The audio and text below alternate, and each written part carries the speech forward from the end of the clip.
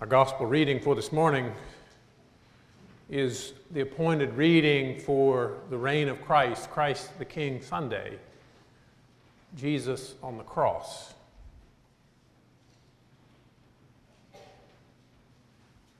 Here is our King, says the passage, so let us listen for what the Spirit may speak to us through these words. When they came to the place that is called the Skull, they crucified Jesus there with the criminals, one on his right and one on his left. Then Jesus said, "Father, forgive them, for they do not know what they are doing." And they cast lots to divide his clothing, and the people stood by, watching. But the leaders scoffed at him, saying, "He saved others. Let him save himself, as he is the Messiah of God, the Anointed One." The soldiers also mocked him, coming up and offering him sour wine and saying, "If you are the King of the Jews, save yourself." There was also an inscription over him, "This is the King of the Jews." One of the criminals who were hanged there kept deriding him and saying, "Are you not the Messiah? Save yourself and us." But the other rebuked him, saying, "Do you not fear God, since you are under the same sentence of condemnation? And we indeed have been condemned justly, for we are getting what we deserve for our deeds. But this man has done nothing wrong." Then he said, "Jesus, remember me when you come into your kingdom."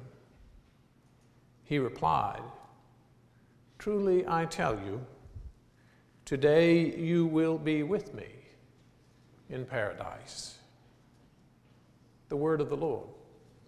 Thanks be to God. This is the King of the Jews. So the sign over Jesus read. His Roman executioners put it there for two reasons. The first was as a horrific warning.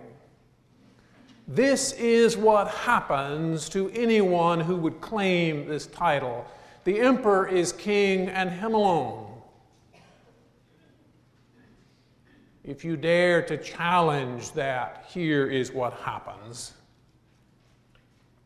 And along with a grotesque warning to any who would challenge the power of Rome, the sign, the inscription, is also a mocking taunt at Jesus himself, as well as at all those who had so recently been enthralled by him. Here is your king. Doesn't he look impressive now? Crucifixion was not the normal means of execution in the Roman Empire. If you just wanted to kill a criminal, there were easier, much more efficient methods.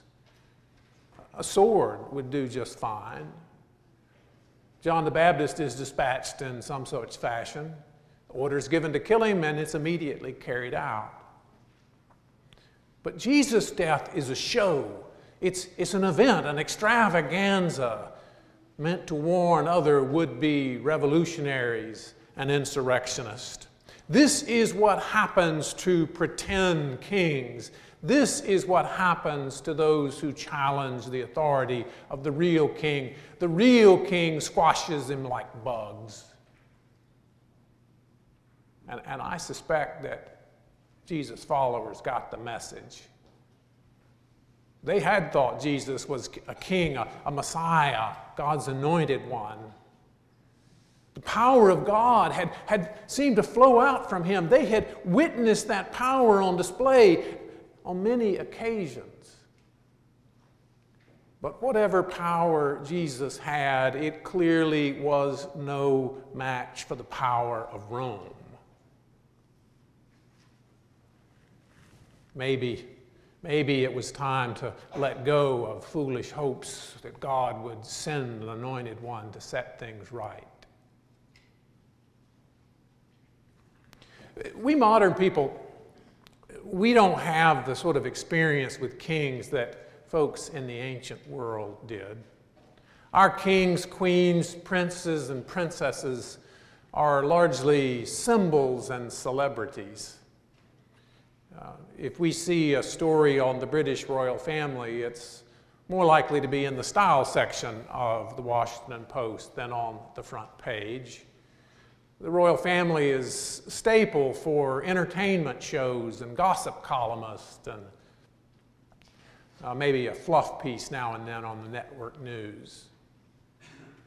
And questions about which one of the royal family will become the next monarch have all the real significance of questions about which actor will play Batman in the next movie. But in Jesus' day, it was different. Along with all the wealth and trappings that we still associate with royalty, kings had real power. The President of the United States is a powerful person, but not like the Roman emperor. I don't know, for a modern counterpart, we might need to go to some dictator, maybe someone like Joseph Stalin or Adolf Hitler. They too were people that did not brook any sort of threats to their power. And indeed, it took the combined military and industrial might of the United States, Britain, Russia, and many other countries to remove Hitler. And Stalin died of natural causes at 74, still the undisputed ruler of the Soviet Union. But the sign says, "This is the King of the Jews." What a joke. Who could possibly look at such a scene and see Jesus as a king? When I first started to look at today's gospel reading and think about the sermon, it was just when the horrific scenes from the Philippines were starting to appear on the news. And as I watched them, I found myself, for some reason, thinking about kings and how kings are supposed to act. There is no king of the Philippines, but if there were, such a king would have been whisked away to safety long before the typhoon had got there, as would our president if a similar hurricane had threatened catastrophic devastation in D.C. Kings and presidents have power and resources to protect them from such things. No one looks for a king or a president in the tent shelters that pop up after the storm, not unless they've helicoptered in to survey the damage and have a photo op. Kings and presidents don't scrounge or beg for food and water.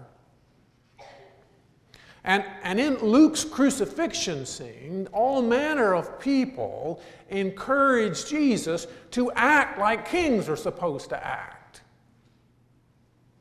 The Jewish leaders, the soldiers, even one of those crucified with Jesus calls on him to act like a king, to save himself. If you're a king, act like one. Not that they expect Jesus to do anything. They know he's not a king. They know he can't do anything. And I think maybe his disciples agreed. They watched in silence from a distance. They knew this was a terrible miscarriage of justice. They knew that Jesus was innocent. But it seemed he was not a king after all. Now, us on this side of Easter, we can once again proclaim that Jesus is indeed a king. But the cross is still a problem for us. Unlike the Apostle Paul, we're not real big on proclaiming Christ crucified. We prefer the risen, resurrected Christ. And who among us has not at some point seen a movie depiction of the crucifixion and wished, at least for a moment, that Jesus would come down and show him who's really king?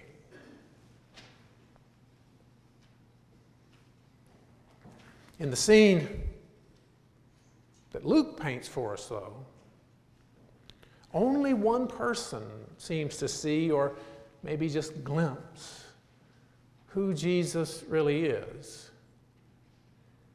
Jesus, remember me when you come into your kingdom. What did he see that no one else could see? What on earth made him think Jesus even had a kingdom?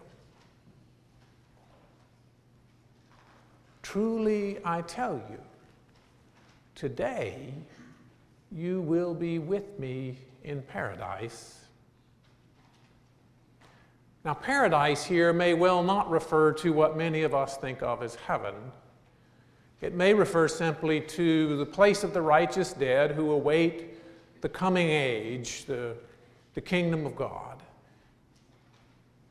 The really startling word in this passage may be today. The fellow dying with Jesus on a cross only hopes that Jesus will remember him in some far off, yet to be time. But Jesus says, today. Today, something changes. Today, it springs forth. Today, forgiveness triumphs over power and might. Today, not Sunday at the empty tomb, but today, God's new day is visible. Today, a whole new kind of power can be seen. At least it can be by some. When I look at the devastation in the Philippines, and I wonder where God is, I most often look at it through the eyes of the way the world views power and might and kings. But the king we see on a cross is very different. The God we meet there on the cross isn't above the storm, but is in the midst of it. This God suffers through the typhoon and in the squalid aftermath. And when we are able to glimpse this king, we see God not in the great halls of power, but in the victim of the typhoon, in the face of the homeless person under a bridge, in the guest at welcome table, in the broken and neglected people of the world that the world thinks unimportant and insignificant. Can you see the king on that cross?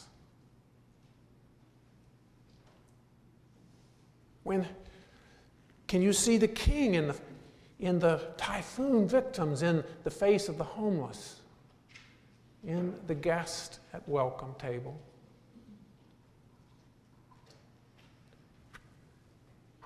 If you can glimpse God's power there at the cross, then perhaps we can join with that one on the cross next to Jesus and pray together. Jesus, remember me. remember me when you come into your kingdom.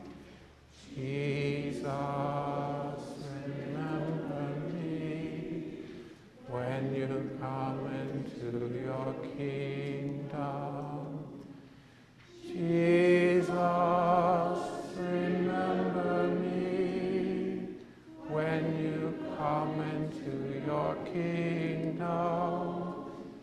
Jesus, remember me when you come into your kingdom. Jesus, remember me when you come into your kingdom. Jesus, remember me when you come into your kingdom.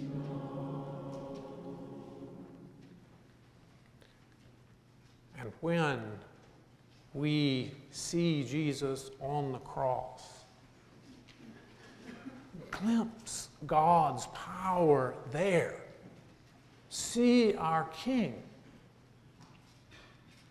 then perhaps we too will hear, today something new is born. Today we are transformed. Today,